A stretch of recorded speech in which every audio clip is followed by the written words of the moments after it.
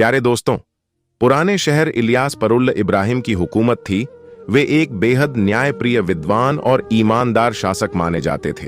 उनकी हुकूमत में अमन चैन था, लेकिन उनका सबसे बड़ा गुण यह था कि वे अपने लोगों की समस्याओं को खुद सुनते थे और न्याय दिलाने में कोई कसर नहीं छोड़ते थे। हर शुक्रवार को दरबार आम जनता के लिए खुलता था, जहां गरीब और अमीर दोनों अपनी फरियाद लेकर आते थे। सुल्तान खुद इन मामलों को सुनते और अपनी सूझबूझ और इस्लामी न्याय व्यवस्था के अनुसार फैसले करते थे। एक दिन जब दरबार लगा था, तभी एक गरीब लेकिन इज्जतदार व्यापारी मोहम्मद अली दरबार में पहुंचा। वह दुबला पतला मगर तेज नजरों वाला व्यक्ति था, जिसकी आंखों में ईमानदारी की चमक थी। उसने सुल्तान के सामने सिर झुकाया और हाथ जोड़कर अर्ज किया, ऐ सुल्तान मुअज्जम, मुझ पर एक झूठा इल्जाम लगाया गया है। मेरा हक छीना जा रहा है और मैं इंसाफ की गुहार लेकर आया हूं। सुल्तान इब्राहिम ने गंभीर स्वर में पूछा, क्या हुआ मोहम्मद अली? पूरा मामला बताओ। मोहम्मद अली ने गहरी सांस ली और अपनी तकलीफों बयान करने लगा। मेरे वालिद ने यह छोटी सी दुकान अपने खून पसीने की कमाई से खरीदी थी। जब वे इस दुनिया से रुखसत हुए, तब से मैं ही इसे चला रहा हूं। लेकिन अब इलियास परुलकर व्यापारी जाफर बेग ने मेरी दुकान पर कब्जा कर लिया है। न सिर्फ मेरी दुकान पप ली गई, बल्कि उसने अदालत में झूठे गवाह खड़े कर दिए हैं कि यह दुकान उसकी है। सुल्तान इब्राहिम ने अपने वजीर फारूक अल हकीम की ओर देखा और आदेश दिया, इस मामले की पूरी छानबीन की जाए। फारूक अल हकीम एक ईमानदार इंसान थे और वे जानते थे कि यह मामला आसान नहीं होगा। उन्होंने तहकीकात शुरू की, लेकिन जाफर बेग की पहुंच बहुत ऊंची थी। जब जाफर बेग को पता चला कि सुल्तान खुद इस मामले में दिलचस्पी ले रहे हैं, तो वह सतर्क हो गया। वह कोई साधारण व्यापारी नहीं था। उसने अपनी दौलत और ताकत से कई बड़े बड़े लोगों को खरीद रखा था। रात के अंधेरे में उसके आलीशान महल में गुप्त बैठक हुई। जाफर बेग ने अपने वकील और काजी को बुलाया और कहा, हमें यह मामला अपने पक्ष में ही रखना होगा। अगर यह गरीब जीत गया तो मेरी इज्जत मिट्टी में मिल जाएगी। काजी ने सिर झुकाकर कहा, फिक्र मत करो, मैंने अदालत में झूठे गवाह खड़े कर दिए हैं। जो भी सवाल पूछे जाएंगे वे तुम्हारे पक्ष में जवाब देंगे। जाफर बेग मुस्कुराया और अपने नौकरों की तरफ देखकर बोला, अगर कोई मेरे खिलाफ गया तो उसका अंजाम बहुत बुरा होगा। उसने अपने लोगों को कड़ी हिदायत दी कि किसी भी तरह सच को सामने नहीं आने देना है। शुक्रवार का दिन आया और सुल्तान का दरबार एक बार फिर लगा। महल के बड़े हॉल में दोनों पक्षों को बुलाया गया। सबसे पहले जाफर बेग के गवाहों को बुलाया गया। वे सभी अमीर और रुतबे वाले लोग थे जो जाफर बेग के प्रभाव में थे। पहला गवाह खड़ा हुआ और बोला, मैंने अपनी आंखों से देखा है कि यह दुकान हमेशा से जाफर बेग की रही है। दूसरा गवाह भी यही बात दोहराने लगा। इस तरह कई गवाहों ने झूठी गवाही दी, जिससे मोहम्मद अली का मामला कमजोर पड़ने लगा। सुल्तान ने जब मोहम्मद अली से पूछा तो उसने पूरी ईमानदारी से कहा, सुल्तान, मैं झूठ नहीं बोल सकता। यह दुकान मेरी है, मेरे पास दस्तावेज भी हैं। लेकिन जब दस्तावेज पेश किए गए तो वे जाली निकले। किसी ने असली दस्तावेज बदल दिए थे। अब मामला और भी पेचीदा हो गया। जब मामला उलझता दिखा, तभी दरबार में एक बुजुर्ग दाखिल हुए। उनका नाम था अली जाफरी। उनकी उम्र 60 साल से ज्यादा थी, लेकिन उनकी आवाज में मजबूती थी। उन्होंने सुल्तान से इजाजत लेकर कहा, सुल्तान मुअज्जम, मैं सच बोलूंगा, चाहे मेरी जान चली जाए। मैंने अपनी आंखों से देखा कि मोहम्मद अली की दुकान पर जबरन किया गया था। दरबार में खामोशी छा गई। सुल्तान ने गौर से अली जाफरी को देखा और कहा, तुम्हें कुछ और मालूम है? अली जाफरी बोले, हां, मैंने देखा था कि जाफर बेग के आदमी आधी रात को दुकान में घुसे थे और वहां के कागजात बदले गए थे।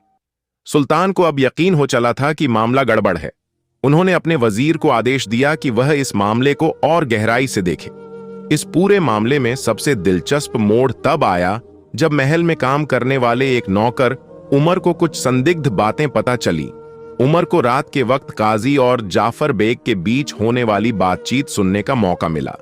काजी बोला, तुम्हें चिंता करने की जरूरत नहीं, मैंने सब इंतजाम कर लिया है। दस्तावेज बदल दिए गए हैं और गवाह तैयार कर दिए गए हैं। जाफर बेग ने जवाब दिया, बहुत अच्छा, मैं तुम्हें वादे के मुताबिक सोने की मुद्राएं भेज दूंगा। उमर यह सुनकर हैरान रह गया। उसने तय कर लिया कि वह सुल्तान को यह बात बताएगा। अगली सुबह उमर ने सुल्तान को पूरी कहानी बता दी। सुल्तान ने उसकी ईमानदारी की तारीफ की और आदेश दिया कि इस मामले की गुप्त जांच की जाए। अब सुल्तान को पूरा यकीन हो गया था कि जाफर बेग ने झूठे गवाह खड़े किए हैं। उमर की गवाही सुनने के बाद सुल्तान इब्राहिम को यकीन हो गया कि इस मामले में बड़ा षड्यंत्र रचा गया है, लेकिन वे जानते थे कि बिना ठोस सबूतों के वे जाफर बेग और काजी पर आरोप नहीं लगा सकते। इसलिए उन्होंने यह मामला अपने तरीके से सुलझाने का फैसला किया। रात के सन्नाटे में जब पूरा महल सो रहा था, सुल्तान ने अपने सबसे भरोसेमंद वजीर फारूक अल हकीम को बुलाया। फारूक, अब हमें पूरी सच्चाई उजागर करनी होगी। फारूक ने सिर झुकाया। जो हुक्म हुजूर, मुझे जाफर बेग के महल में चल रही साजिश की ओर जानकारी चाहिए। मुझे यह भी पता लगाना है कि असली दस्तावेज कहां छुपाए गए हैं। फारूक ने तुरंत कुछ खास जासूसों को बुलाया, जिन्हें साए के फिदाई कहा जाता था। वे लोग रात के अंधेरे में काम करते थे और उनकी चतुराई पर सुल्तान को पूरा भरोसा था। उस रात 2 जासूस यूसुफ और रहीम भेष बदलकर जाफर बेग के महल में दाखिल हुए। उन्होंने देखा कि महल के एक हिस्से में जाफर बेग का खास सेवक इमरान कुछ गुप्त दस्तावेजों को संभालकर एक संदूक में रख रहा था। क्या यह वही दस्तावेज हैं जो अदालत में पेश होने चाहिए थे? यूसुफ ने धीमी आवाज में कहा। हां, लेकिन हमें अभी कुछ नहीं करना चाहिए। हमें यह देखना होगा कि जाफर बेग और काजी कैसे इस खेल को आगे बढ़ा रहे हैं, रहीम ने जवाब दिया। वहीं दूसरी तरफ महल के दूसरे हिस्से में काजी और जाफर बेग फिर से गुप्त मुलाकात कर रहे थे। काजी, सुनो, हमें सुल्तान को यह यकीन दिलाना होगा कि गवाह और दस्तावेज हमारे पक्ष में है, लेकिन खबर है कि सुल्तान खुद मामले की तहकीकात कर रहे हैं। जाफर बेग, इसका क्या मतलब है? क्या हमारा खेल खत्म हो सकता है? काजी, नहीं, अगर हम थोड़ी और चालाकी से काम ले तो हम फिर भी जीत सकते हैं। यूसुफ और रहीम ने इस पूरी बातचीत को गुप्त तरीके से सुना और उन्होंने रात में ही फारूक को सारी खबर दी। सुबह होते ही फारूक ने सुल्तान को बताया कि असली दस्तावेज अभी भी जाफर बेग के महल में छुपाए गए हैं और जाफर बेग और काजी मिलकर अदालत में झूठे सबूत पेश करने वाले हैं। सुल्तान मुस्कुराए और बोले, अब समय आ गया है कि हम उन्हें उनकी ही चाल में फंसाए। शुक्रवार का दिन आया और दरबार फिर से लगा। दरबार में बड़ी संख्या में लोग आए थे। लोग जानना चाहते थे कि यह मामला आखिर कहां तक पहुंचा। सुल्तान ने सबसे पहले जाफर बेग से पूछा, क्या तुमने जो दस्तावेज अदालत में पेश किए थे वे सही हैं? जाफर बेग पूरी हिम्मत के साथ बोला, जी हां हुजूर, मैंने अपने सारे गवाह पेश किए थे और मेरे पास जो दस्तावेज थे वे असली थे। सुल्तान ने शांत भाव से कहा, अगर तुम सच कह रहे हो तो क्या तुम अल्लाह की कसम खाकर यह कह सकते हो कि तुम्हारे पास असली दस्तावेज है? अब जाफर बेग थोड़ा घबरा गया, लेकिन फिर भी उसने मजबूती से कहा, जी मैं कसम खाकर कह सकता हूं। तभी सुल्तान ने एक इशारा किया और फारूक अल हकीम आगे बढ़े। हुजूर, हमारे पास इस बात के पुख्ता सबूत हैं कि जाफर बेग ने असली दस्तावेजों को छुपा दिया था और अदालत में झूठे दस्तावेज पेश किए थे। जाफर बेग की आंखें चौड़ी हो गईं। वह कुछ समझ पाता। इससे पहले सुल्तान ने हुक्म दिया, महल के सैनिक जाओ और जाफर बेग के महल में तलाशी लो। जो दस्तावेज मिले उन्हें मेरे सामने लाया जाए। कुछ ही देर में सैनिक जाफर बेग के महल से असली दस्तावेज लेकर वापस आए। सुल्तान ने दस्तावेजों को ध्यान से देखा, फिर उनकी तुलना अदालत में पेश किए गए झूठे दस्तावेजों से की। दोनों में साफ अंतर था। अब सारा मामला खुल चुका था। दरबार में खामोशी छा गई। जाफर बेग के चेहरे का रंग उड़ चुका था। सुल्तान ने कड़क आवाज में कहा, जाफर बेग, तुमने अदालत में झूठे गवाह खड़े किए, दस्तावेजों में हेर फेर की और एक गरीब व्यापारी का हक छीना। तुम्हें क्या सजा दी जानी चाहिए। अब जाफर बेग घुटनों पर गिर पड़ा और गिड़गिड़ा लगा, हुजूर, मुझसे गलती हो गई, मुझ पर रहम करें। लेकिन सुल्तान इब्राहिम को किसी की सिफारिश या झूठी दलीलों से फर्क नहीं पड़ता था। उन्होंने आदेश दिया, जाफर बेग की सारी संपत्ति जब्त की जाए और उसे शहर से बाहर निर्वासित किया जाए। काजी को भी अदालत से हटाया जाता है और उसकी जगह ईमानदार काजी नियुक्त किया जाएगा। मोहम्मद अली की आंखों में आंसू आ गए। सुल्तान ने उसे उसकी दुकान लौटाने का हुक्म दिया और कहा, यहां सिर्फ सच की हुकूमत चलेगी, इंसाफ से बढ़कर कुछ नहीं। लोगों ने खुशी से नारे लगाए, सुल्तान इब्राहिम जिंदाबाद। इस घटना के बाद इलियास पर उठा और भी सख्त कर दी गई। कोई भी झूठा व्यक्ति अब किसी गरीब का हक नहीं छीन सकता था।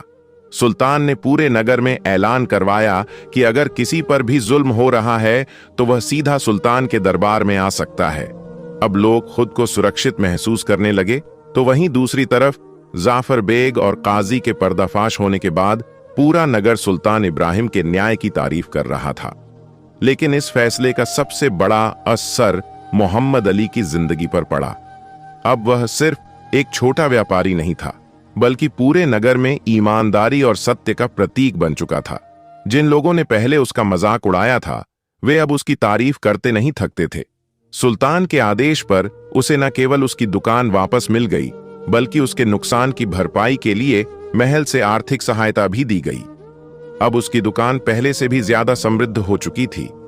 मोहम्मद अली ने सोचा कि यह दौलत सिर्फ उसके लिए नहीं, बल्कि समाज की भलाई के लिए भी होनी चाहिए। उसने फैसला किया कि वह गरीबों और जरूरतमंदों की मदद करेगा। एक दिन एक गरीब बूढ़ा उसके पास आया और बोला, बेटा, मेरी बेटी की शादी है, लेकिन मेरे पास इतने पैसे नहीं हैं कि मैं उसका निकाह अच्छे से करवा सकूं। मोहम्मद अली ने बिना कोई सवाल किए उसे पूरी मदद दी। यह देख नगर के और अमीर लोग भी प्रेरित हुए और उन्होंने भी गरीबों की मदद शुरू कर दी। अब नगर में व्यापारी ज्यादा ईमानदार हो गए थे। लोग जानते थे कि अगर वे किसी पर अन्याय करेंगे तो सुल्तान इब्राहिम का न्याय उन तक जरूर पहुंचेगा।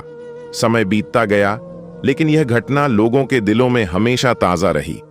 इलियास परूलिया में अब एक कहावत मशहूर हो गई थी, अच्छाई चाहे जितनी भी मुश्किलों में घिरी हो, वह कभी नहीं छुपती। निर्वासन के बाद जाफर बेग की जिंदगी पूरी तरह बदल चुकी थी। एक समय जो व्यक्ति महल के वैभव में रहता था, वह अब एक छोटे से गांव में गुमनाम जिंदगी बता रहा था। वह अपने पापों का प्रायश्चित करने के लिए गरीबों की मदद करने लगा। धीरे धीरे गांव के लोग उसे एक नेक इंसान मानने लगे। एक दिन वह मस्जिद में बैठा अल्लाह से दुआ कर रहा था, ऐ अल्लाह, मैंने अपनी जिंदगी में बहुत गलतियां की, लेकिन अब मैं उन गलतियों को सुधारना चाहता हूं। मुझे तू अपनी राह दिखा। अब वह अपना बचा हुआ जीवन गरीबों की सेवा में लगाने लगा और सच्चाई की राह पर चलने का फैसला किया। इस घटना के बाद सुल्तान इब्राहिम ने न्याय व्यवस्था को और भी कठोर बना दिया। उन्होंने एक नया आदेश जारी किया कि हर विवाद की गहरी जांच होगी और कोई भी अमीर या प्रभावशाली व्यक्ति झूठे सबूतों के आधार पर गरीबों का हक नहीं छीन सकेगा। इससे नगर में खुशहाली बढ़ गई और लोग सुल्तान को एक न्यायप्रिय बादशाह कहने लगे। अब वह सिर्फ एक व्यापारी नहीं, बल्कि पूरे नगर में ईमानदारी का प्रतीक बन चुका था। उसने नगर में एक स्कूल और एक मुफ्त इलाज का केंद्र बनवाया, जहां गरीबों के बच्चे पढ़ सकते थे और जरूरतमंदों को मुफ्त इलाज मिल सकता था। नगर के एक बुजुर्ग ने कहा, अगर मोहम्मद अली जैसा हर इंसान बन जाए तो दुनिया में कोई गरीब नहीं रहेगा। इस घटना ने नगर के हर व्यक्ति को यह सिखाया कि सच की राह कठिन हो सकती है, लेकिन जीत हमेशा सच की होती है। तो दोस्तों, ये थी आज की कहानी। अगर वीडियो पसंद आया हो तो चैनल को सब्सक्राइब करके बेल आइकन दबा दे। मिलते हैं नेक्स्ट वीडियो में, तब के लिए खुदा हाफिज।